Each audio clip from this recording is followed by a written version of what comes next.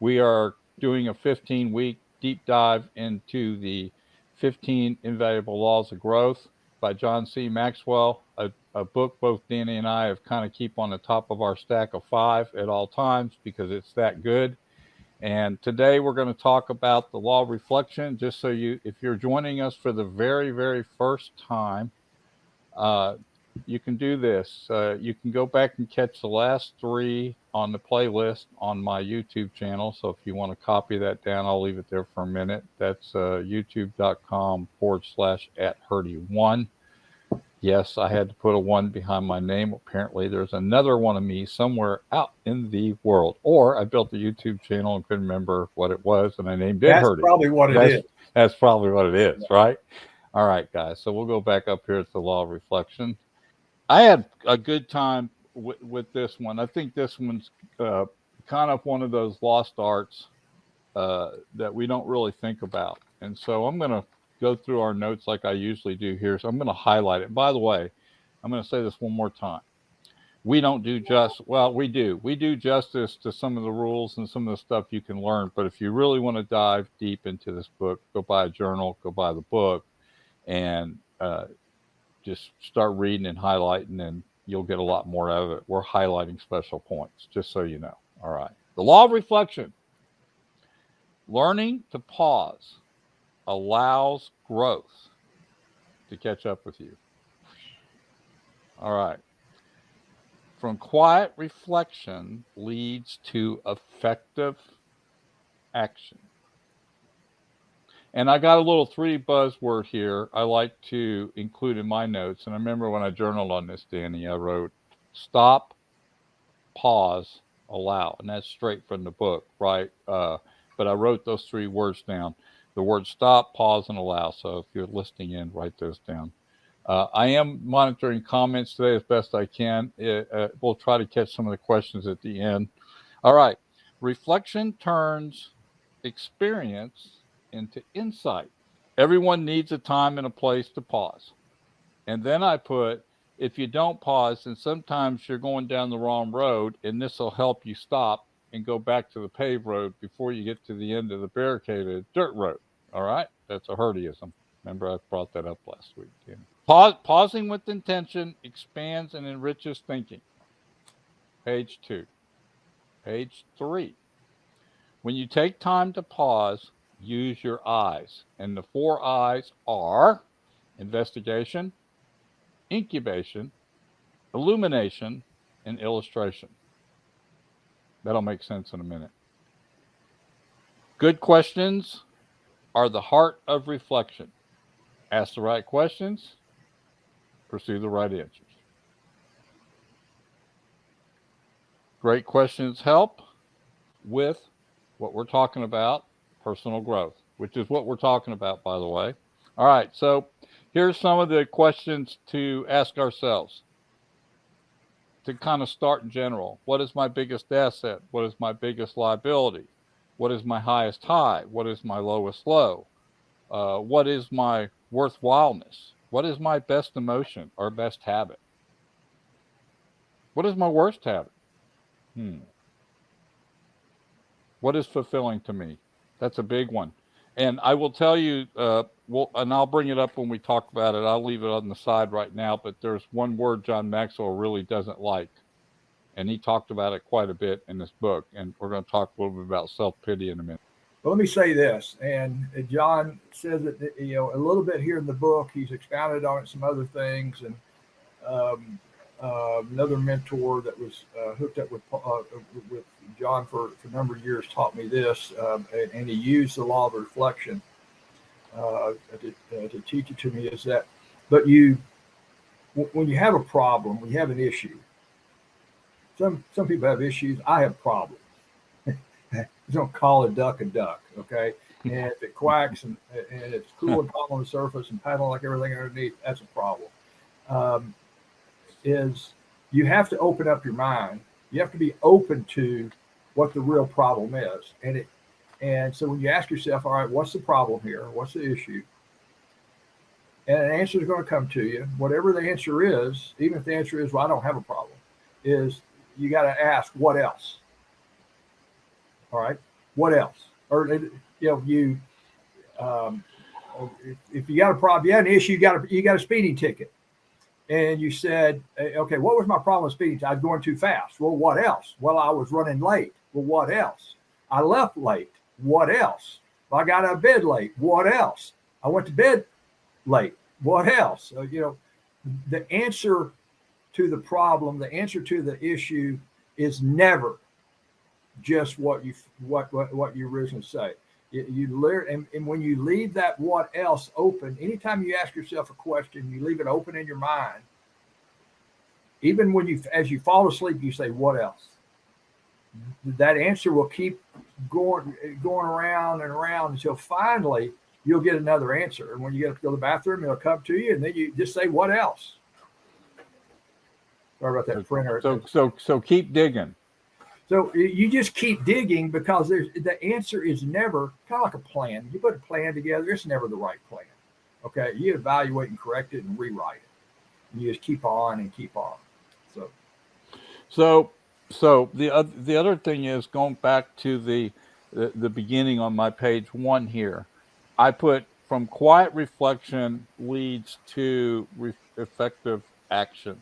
So how does being quiet within ourselves lead to a better effective action? We need boredom. Wow. We don't have enough boredom in our lives. All right. We're full of just activity and stuff going off, and noises and phones. And, I go downstairs at least once an hour to get a drink of water. And I make myself leave my phone upstairs. Okay. I need that's not always easy to do. Yeah. Go out for an hour walk. Don't listen. And I know you do great at that. You do better than I do. You've taught me to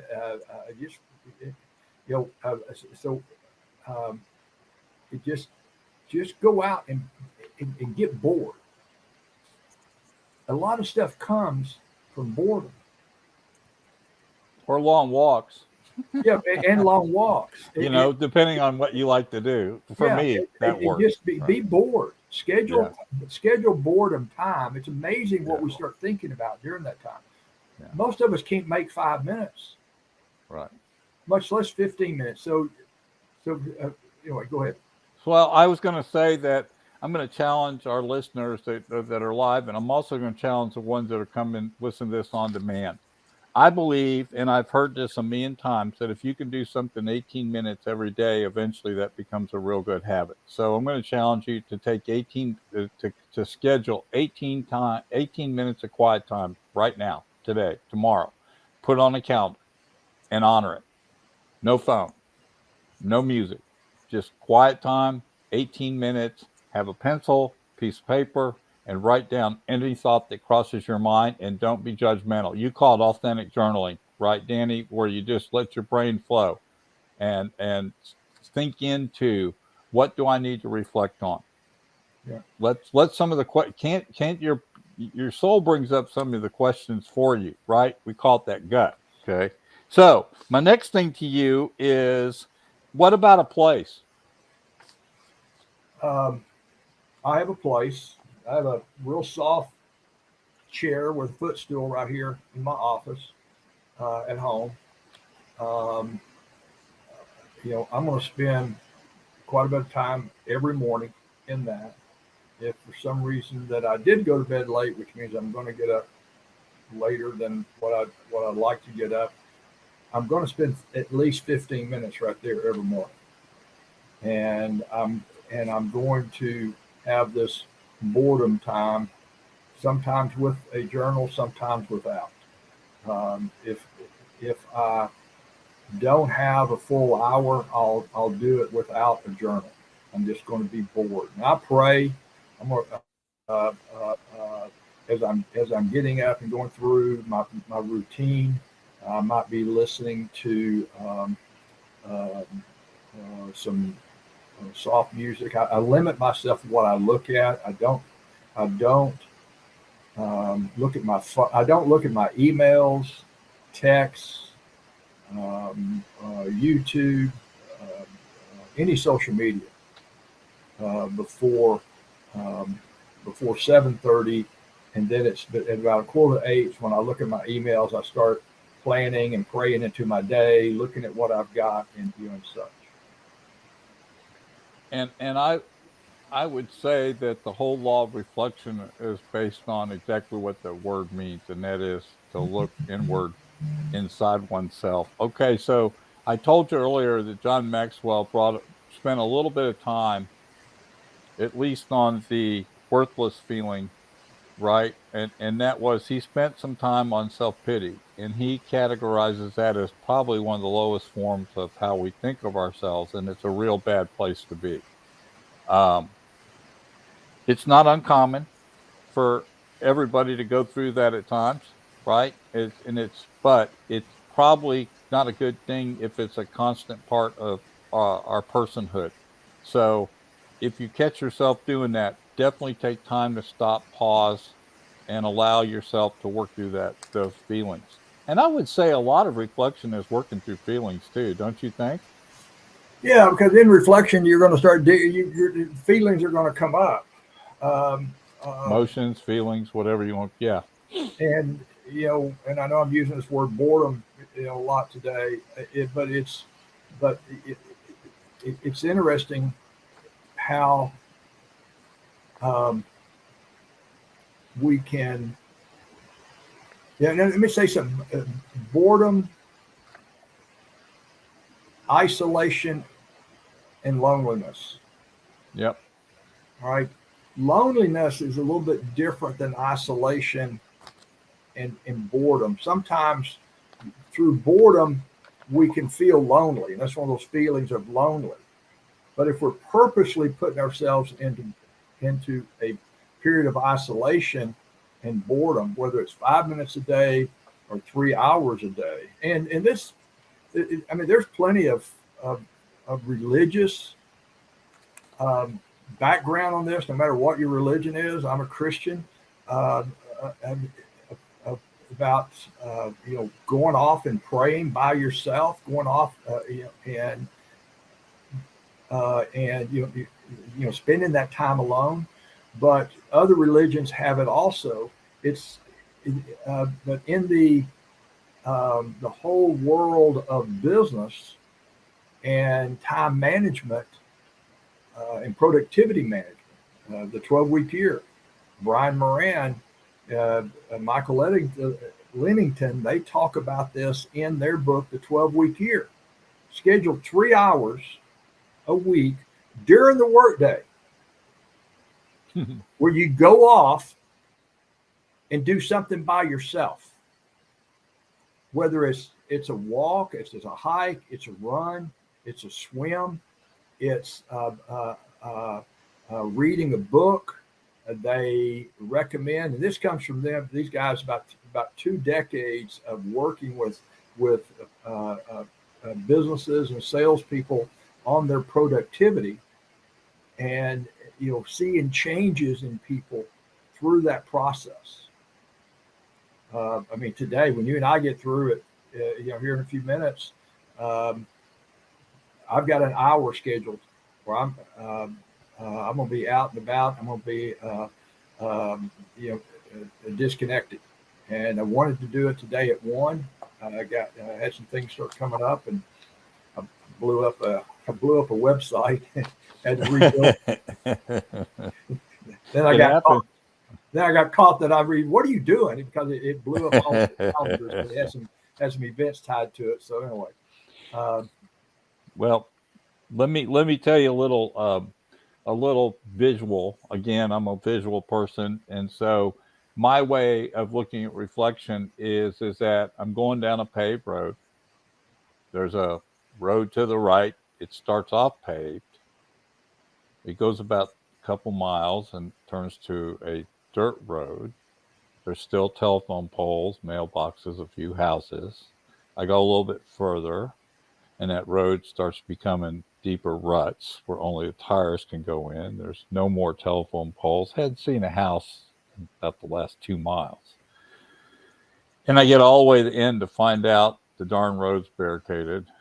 So I have to turn around, go all the way back to the paved road. One thing reflection does for me, Danny, in that visual picture is it keeps me from going too far down that road, right? That road, when I start to realize this is not the right way to go, because I've done reflection and because I have some insights into that, it allows me to stop, reflect, and ask myself some important questions. Is this really the way I want to go? Is this going to get me to the right destination? This doesn't feel right. I should address that, right? Tell me about doesn't feel right. What if Well, it doesn't feel right, because but it is? because I still rely, I personally still rely on, and I'm the gut feeling thing. There are times when I know exactly, and you can do that in hindsight a lot. You can always say, "Man, I had that feeling, and I shouldn't have gone there, but I did anyhow." Right? That's human nature. But what I mean is things aren't working so well. So if you took it from a business illustration, you've tried some new things and they keep not working out. So you're reflecting, do I need to make that thing better? Do I need to change the program? Do I need to make that more worthwhile? Do I need to extend it? Do I need to lower the price? So that's what I mean.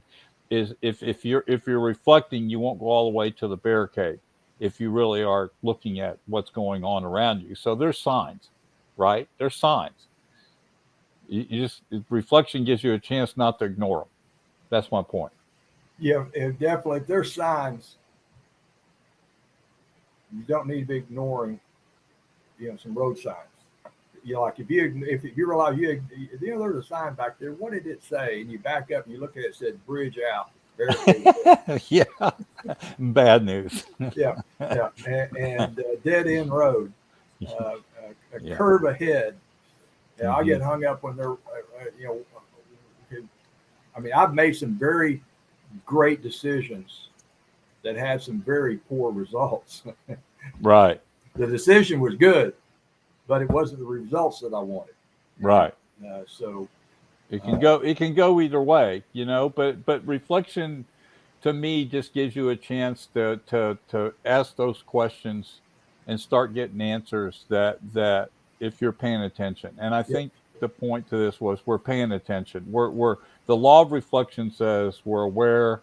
Remember awareness, looking in the mirror, the law of the mirror. Well, this all well, ties together, right? the whole awareness thing that John talks about here in this chapter, and there's level of awareness. What I ask myself sometimes, what am I not aware of? Okay, I mean, Yeah. I've built out some new pages on our on our coaching site that this morning, and I'm going, all right. I don't see a couple of things. I'm not aware of where a couple of things are. Okay, that I needed to get to, and but I was aware that I wasn't aware of. All right. I found out as I was after that was when I was building, when I blew something up and had to rebuild it. I found out that I wasn't there's something I wasn't even aware that I wasn't aware of. So those are the things in life, and John covers that in this chapter so well. And you read off some of them a while ago. That we need to ask ourselves on a regular basis: what is my biggest asset? What's my biggest liability? Okay, what's my highest high, my lowest low? What is my best habit? What is my worst habit? We went through Yeah. that a little bit last year when we went through Atomic Habits. Okay, what is my least worthwhile emotion? He asked in here. What is my most worthwhile emotion?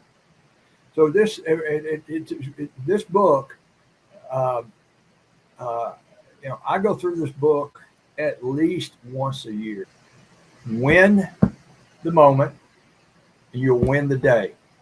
Win the day, you'll win the week. Win the week, you win the month. Win the month, and you win the year. But you have to execute.